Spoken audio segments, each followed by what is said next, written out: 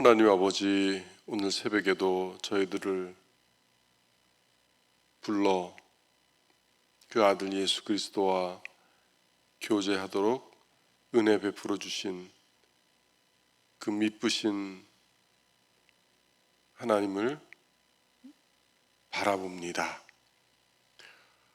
저희의 마음을 온전히 주님께로 향하여 하나님의 말씀을 듣게 하시고 그 말씀을 들은 저희 영혼과 삶이 하나님께로 더욱 온전해질 수 있도록 인도하여 주시옵소서.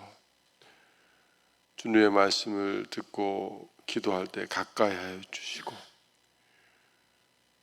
저희가 하나님과 더 깊은 교제 가운데 나아가게 하시며 저희들의 필요와 또 교회의 필요와 이 나라를 위한 기도가 하나님 앞에 온전히 드려질 수 있도록 인도하여 주시옵소서. 예수님 이름으로 기도드립니다. 아멘. 네, 오늘 새벽에 보실 하나님 말씀 요한복음에서 보시겠습니다. 요한복음 1장 14절입니다. 요한복음 1장 14절 말씀, 한 절 말씀 보시겠습니다.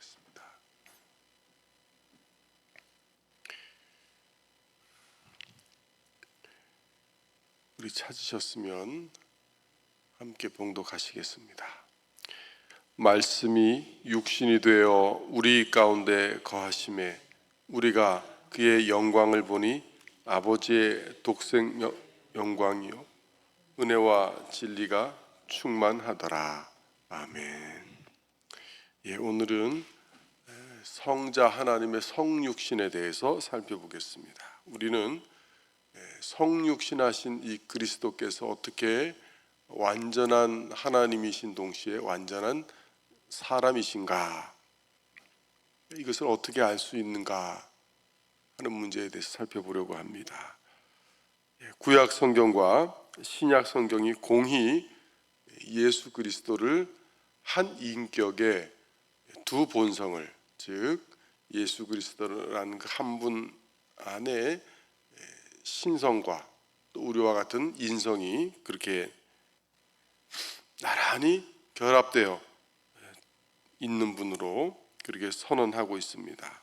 성경이 이 진리에 대해서 많은 증거를 제시해 주는데, 우선 구약 성경을 우리가 펼쳐보면 이 선지자들의 예언 가운데 메시아가 오실 것인데 그가 하나님이신 동시에 인간일 것이다 하는 것이 예언되어 있습니다. 특별히 이제 시편에 여러 시편들이 이것을 예언하고 있는데요. 2편, 22편, 45편, 72편, 또 110편 등을 보면 이런 메시아에 대한 예언이 잘 나타납니다. 구체적으로는 이사야 선지자가 9장 6절을 통해서 예수 그리스도의 그 신성과 인성을 이렇게 예언했습니다. 이는 한 아기가 우리에게서 낳고 한 아들을 우리에게 주신 바 되었는데 그의 어깨에는 정사를 메었고 그의 이름은 기묘자라, 모사라, 전능하신 하나님이라, 영존하시는 아버지라, 평강의 왕이라 할 것이라. 자, 여기서 분명히 앞부분은 한 아기를 묘사하고 있는데 뒤로 오면 그가 영존하시는 아버지라, 평강의 왕이라, 이렇게 또 동시에 그가 신이심을 묘사하고 있습니다. 또 이사야 선지자는 이 메시아께서 육체로 고난을 당하신 것을 명확히 언급합니다. 이사야서 50장 6절을 보시면 나를 때리는 자들에게 내 등을 맡기며 나의 수염을 뽑는 자들에게 나의 뺨을 맡기며 모욕과 침뱉음을 당하여도 내 얼굴을 가리지 아니하였느니라. 이 말씀은 하나님의 종이 육체적인 고난을 당할 것이다, 그렇게 예언하고 있습니다. 미가 선지자도 5장 2절에서 출생하실 그 메시아의 기원이 아주 먼 옛날이라고 예언하고 있죠. 베들레헴 에브라다야, 너는 유다 족속 중에 가장 작을지라도 이스라엘을 다스릴 자가 내게로 나올 것이라. 그의 근본은 상고에 영원에 있느니라. 이렇게 하면서 구약 성경이 이제 오실 메시아가 사람인 동시에 하나님이라고 우리에게 보여줍니다. 신약 성경 역시 오신 메시아, 기름 부음 받은 그 그리스도께서 하나님이신 동시에 사람이라고 명확하게 우리에게 지칭합니다.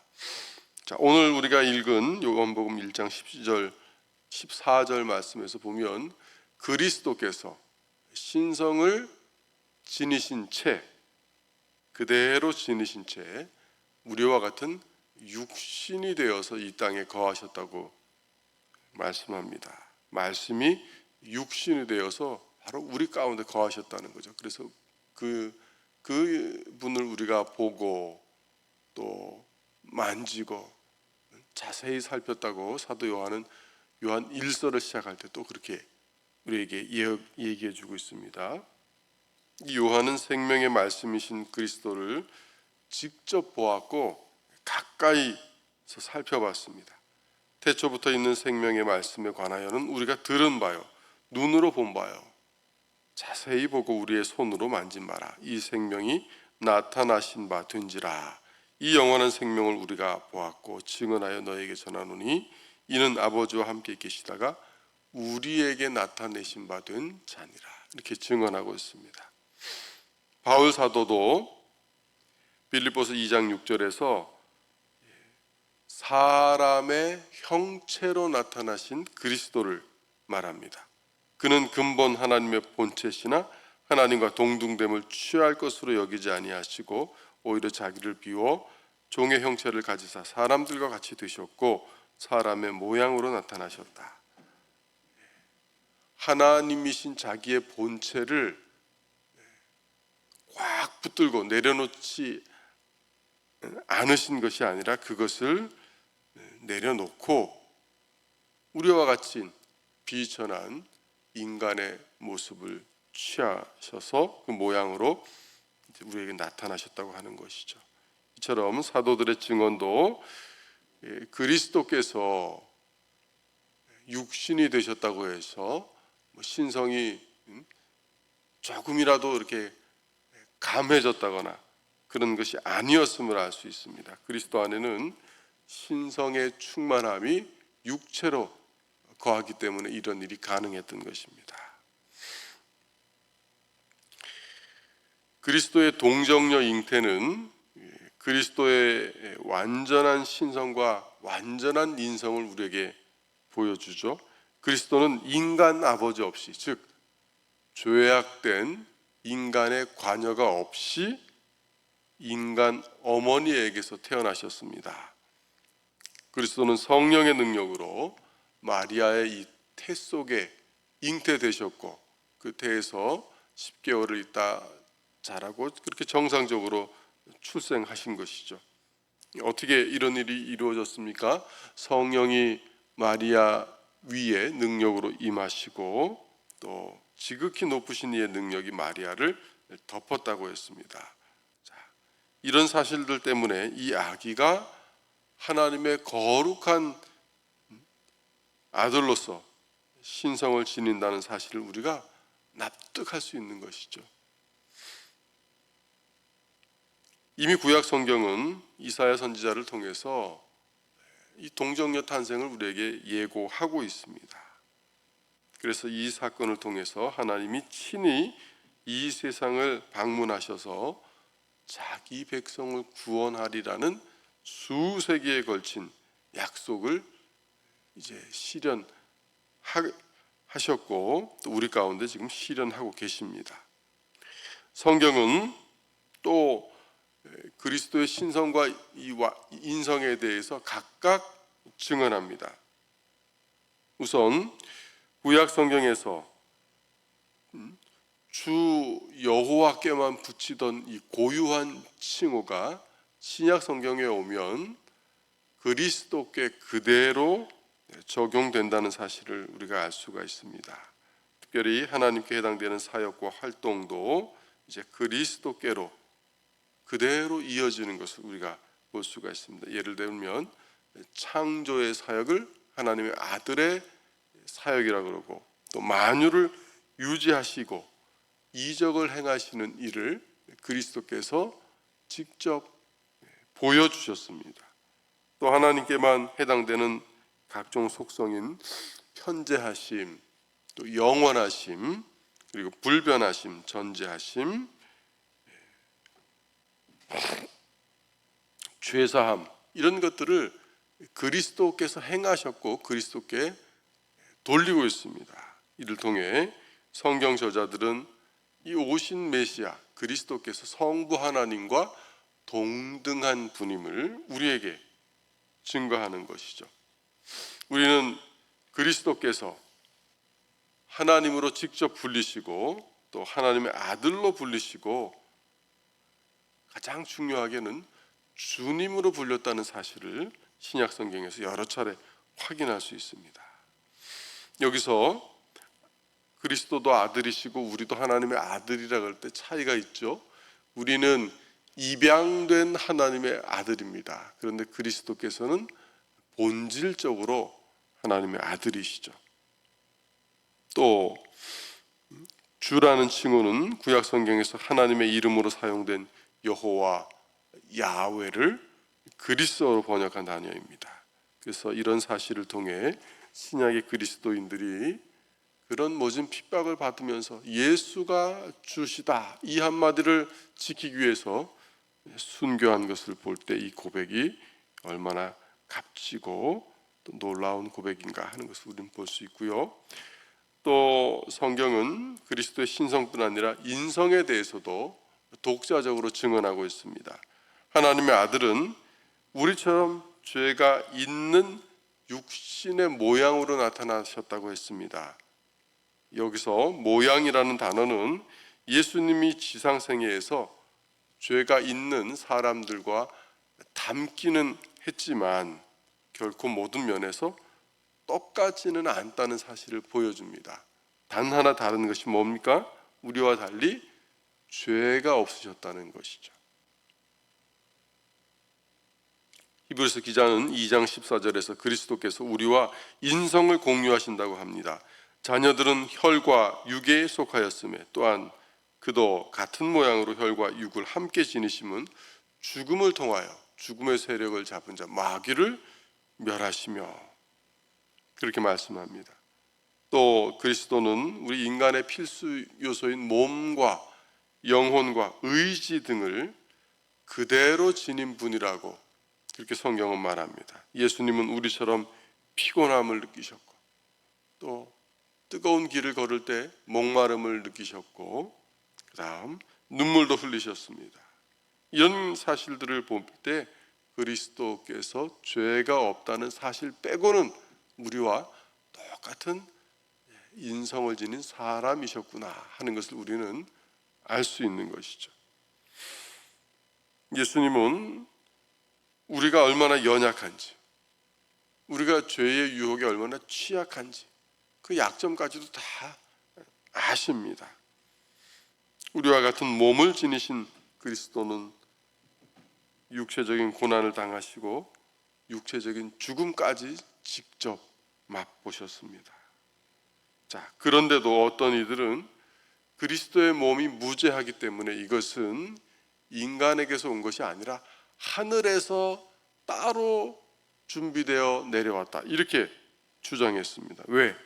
그래야만 그리스도의 무죄함이 성립된다고 그들은 생각했습니다. 자, 이렇게 그리스도의 몸이 우리와 같긴 같은데 인간에게서 받은 것이 아니라 하늘에서 따로 내려왔다 이렇게 주장되면 어떤 문제가 생깁니까? 예수님과 우리 사이에 공통된 인간이라는 그 연대성이 파괴되는 것입니다. 하늘에서 따로 온 그리스도께서 죽으셨다면 우리를 대신할 수가 없습니다. 그러나 동정녀 마리아의 몸에서 잉태되고 자라신 그 몸을 지니신 그리스도께서 죽으셨다면 우리와 같은 인간을 대표해서 연대적인 책임을 지시고 대속의 죽음을 당하셨다는 것이 이제 성립될 수 있는 것이죠. 자, 그리하여 인간이 구원 얻을 수 있는 길이 오직 하나님이시고 동시에 사람이신 이 그리스도에 의해서 열린 것입니다. 그리스도의 몸은 그가 몸을 지니셨다는 것은 우리의 이 구원의 경륜을 위해서 아주 근본적인 부분이 됩니다. 히브리서 10장 5절을 보면 이렇게 말씀합니다. 그러므로 주께서 세상에 임하실 때 이르시되 하나님이 제사와 예물을 원하지 아니하시고 오직 나를 위하여 한 몸을 예비하셨다. 그렇게 말씀합니다. 이 그리스도께서 몸을 지니셨다는 사실이 우리의 구원을 이루는 데 있어서 얼마나 근본적인가 하는 것을 우리는 이 구절에서 알 수 있습니다. 하나님이 의도하셨던 인간과의 화해는 우리와 같은 몸을 지니신 그리스도의 그 죽음에 의해서 이룩된 것입니다.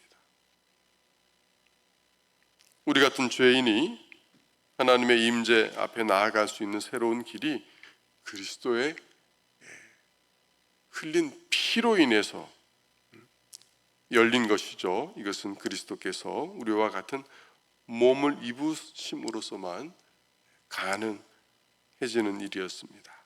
그러므로 형제들아, 우리가 예수의 피를 힘입어 성소에 들어갈 담력을 얻었나니 그 길은 우리를 위하여 휘장 가운데로 열어놓으신 새로운 살 길이요, 휘장은 곧 그의 육체니라, 이렇게 말씀합니다.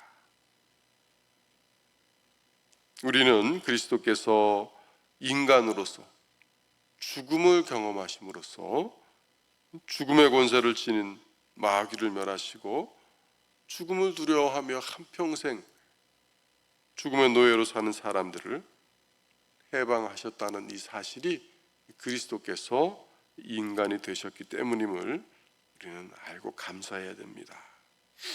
또 베드로 사도는 그리스도가 우리와 동일한 인성을 취하신 덕택에 우리 같은 죄인들이 이제 타락한 데서 벗어나서 점점 더 하나님의 이 신성한 성품에 참여하게 되었다고 말합니다. 이처럼 그리스도의 성육신, 즉 완전하신 신성과 인성이 한 인격 안에 결합되었다는 이 진리는 우리 기독교 신앙의 핵심이고 또 우리 구원의 가장 중요한 교리라는 사실을 우리는 알 수 있습니다. 그래서 이 진리를 고백하지 않는 사람은 자기가 아무리 그리스도인이라고 고백해도 성경이 인정하는 참된 그리스도인이라고 우리는 인정할 수 없는 것이죠. 하나님의 아들이신 그리스도께서 육체로 오셨다는 사실, 이것은 우리 기독교 신앙의 가장 근본이요 기둥이 되는 조항입니다. 예로부터 예수 그리스도의 성육신, 육체적인 실제를 부인하는 이단들이 계속 있었습니다. 따라서 그리스도가 진짜로 인간이 아니었다, 그렇게 인간처럼 보일 뿐이었다, 이렇게 말하는 주장은 신약 성경에서도 적그리스도의 주장이라고 그렇게 정죄되고 있습니다. 오늘 아침에 우리가 이렇게 짧은 시간 그리스도의 성육신, 또 성육신하신 그 그리스도께서 하나님이신 동시에 우리와 동일한 사람이라는 진리를 살펴봤는데요. 우리가 이것을 이제 이렇게 알아봤다고 해서 이 그리스도의 성육신의 신비를 다 알 수 있는 것은 아닙니다. 이것은 신비입니다. 하나님의 말씀이 우리에게 제시하는 내용대로 그대로 믿고 우리는 이 그리스도를 경배하는 것일 뿐입니다. 그리스도가 하나님이신 동시에 참 사람이심은 성경이 우리에게 분명히 계시하지만 우리의 이해력을 넘어섭니다. 하늘의 천사들조차도 이런 하나님의 지혜와 선하심을 그저 흠모하는 마음으로 바라보고 있다는 사실을 우리는 기억해야 합니다. 자, 오늘 하루를 살아가시면서 이제 종종 우리가 하나님에 대해서 기도도 하고 묵상도 하실 텐데, 오늘은 새벽에 들은 이 성육신하신 그리스도께서 참 하나님이시고 동시에 참 사람이시다 하는 사실을 한번 종종 묵상해 보시기 바랍니다.